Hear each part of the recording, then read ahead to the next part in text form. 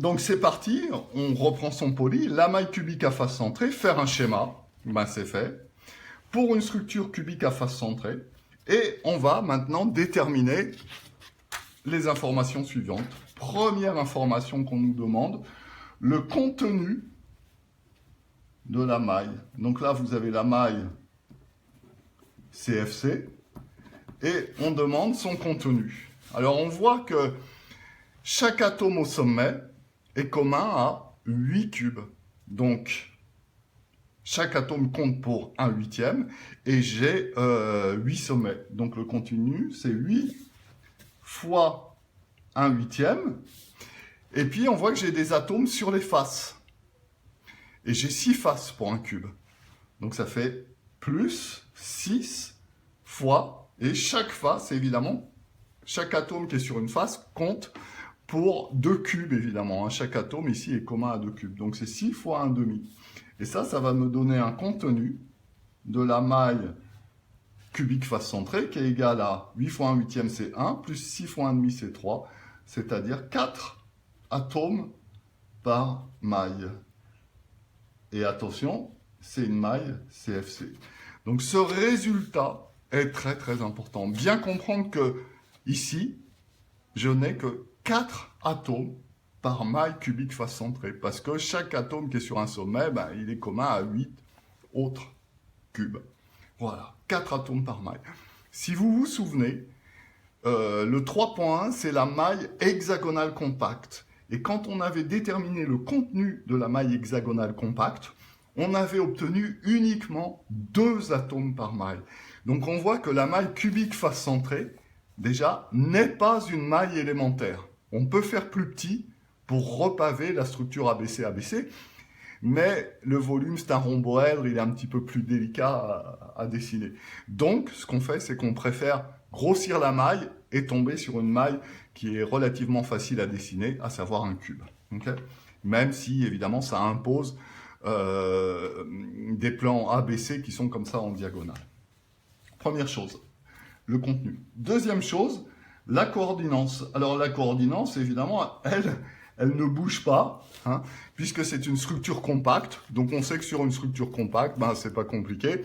Vous prenez un atome, il est entouré, il est au contact de 6 autres atomes dans son plan, et puis 3 au-dessus, 3 en dessous, hein, que ça soit du ABC-ABC ou du AB-AB, ça ne change pas la coordinance d'une structure compacte à compacité maximale, c'est toujours 12, évidemment. On passe maintenant sur la compacité. Alors, la compacité, je rappelle, qu'est-ce que c'est? C'est le volume occupé par les sphères divisé par le volume d'une maille. Donc, le volume occupé par les sphères, ici, j'ai 4 sphères.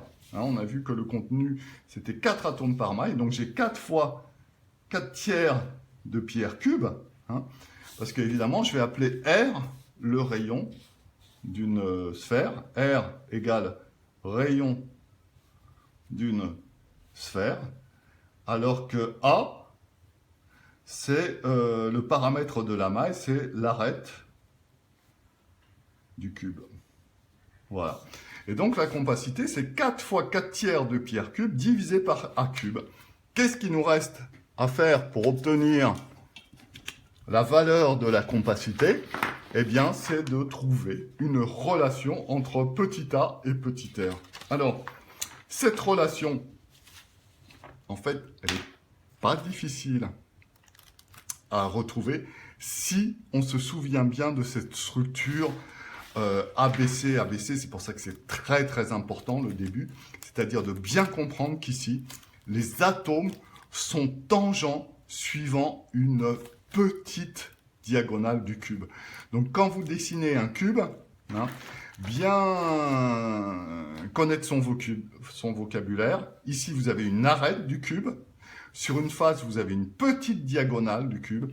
Et vous avez aussi la diagonale qui passe à l'intérieur du cube et qui relie 2 sommets les plus distants l'un de l'autre, qu'on appelle la grande diagonale du cube. Donc ici, bien se souvenir que notre structure est une ABC-ABC, c'est-à-dire une structure compacte, et que les sphères sont tangents suivant les petite diagonale du cube. Vous voyez, c'est surtout pas tangent sur l'arête. Hein. C'est-à-dire que la sphère verte ici ne touche pas cette sphère rouge ici. Là, j'ai un creux. Okay, là, j'ai du vide. Et par contre, ici, c'est au contact. Voilà, là, c'est au contact. Là, c'est au contact. Or, cette distance ici, hein, c'est pas très difficile. Je vous laisse le faire.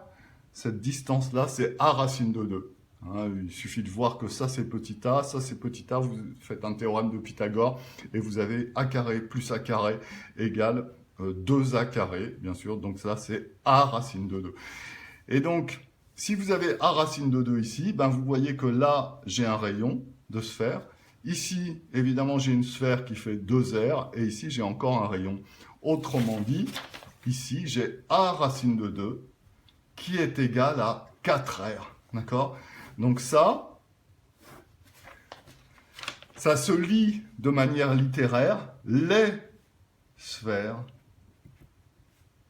sont tangentes suivant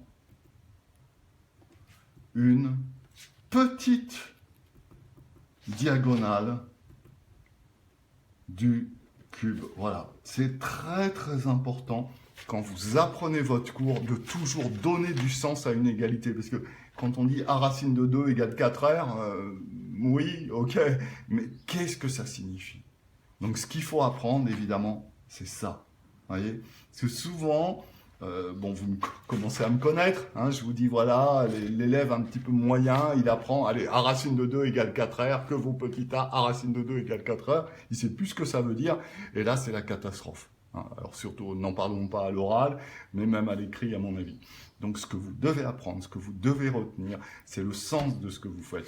Les sphères sont tangentes suivant une petite diagonale du cube. Vous calculez la petite diagonale d'un cube d'arête A, c'est a racine de 2.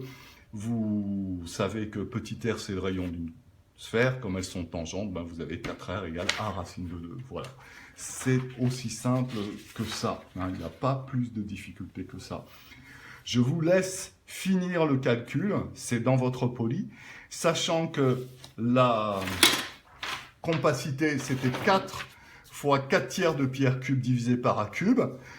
Vous y ajoutez cette relation. A racine de 2 égale 4r. La démonstration est faite dans le poly et vous voyez que la compacité vaut 0,74. Donc ça, cette compacité, ici, c'est 0,74. Et c'est la compacité maximale. Alors si on regarde exactement la valeur, on voit que la compacité maximale vaut pi sur 3 racine de 2. Hein. D'accord? Donc voilà, ça c'est la compacité, pi sur 3 racine de 2. Et si vous êtes cristallographe, eh ben vous demandez à quelqu'un dans la rue que vaut pi sur 3 racines de 2. S'il vous répond 0,74, ben c'est que c'est un cristallographe. Voilà. Du coup, vous voyez que cette compacité maximale qu'on a calculée pour la maille CFC, c'est évidemment la même pour la maille ABAB. Hein, que je sois en ABAB ou en ABC-ABC, j'ai la même compacité forcément. Je ne l'ai calculée que pour la maille CFC. Je ne l'ai pas calculé pour la maille prisme droit à base losange, parce que c'est un petit peu plus délicat. Si ça vous amuse, vous le faites, c'est un excellent exercice qui n'est plus au programme de MPSI ni de MP. Hein. C'est plus au programme de concours. Le seul calcul que vous avez au programme, c'est le calcul de la compacité sur une maille cubique face centrée. Voilà. Si vous avez des questions, surtout n'hésitez pas. Hein, voilà, c'est un point très très important. Cette maille cubique face centrée, c'est tout pour ce paragraphe sur la maille CFC. Merci.